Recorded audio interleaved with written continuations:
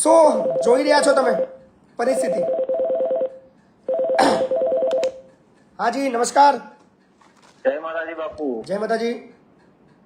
સાહેબ અમારો પ્રશ્ન એવો છે કે અમારે ગ્રુપ ગ્રામ પંચાયત છે, એમાંથી પંચાયત અલગ કરવી છે. બરાબર.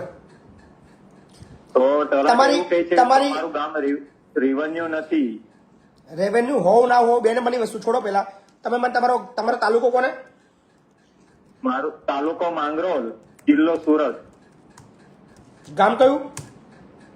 ગામ બોરસદ. બોરસદ. હા માંગરોળ તાલુકાનું. હા બોરસદ ગામ. ગામ બોરસદ. તમારે કિમમાં લાગે? કિમમાં? હા કિમમાં લાગે. બરાબર. તમારી ગ્રામ પંચાયત કઈ લાગે છે?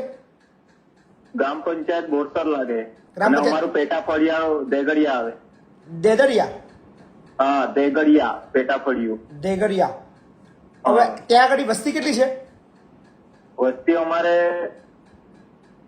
ખાલી દેગડિયાનું હા ખાલી દેગરિયા 1100 થી 1200 છે. તો ભાઈ તમારી અલગ ગ્રામ પંચાયત મળવા પાત્ર છે. તો એ લોકો એવું કહે છે કે રેવન્યુ કરાવવું પડે.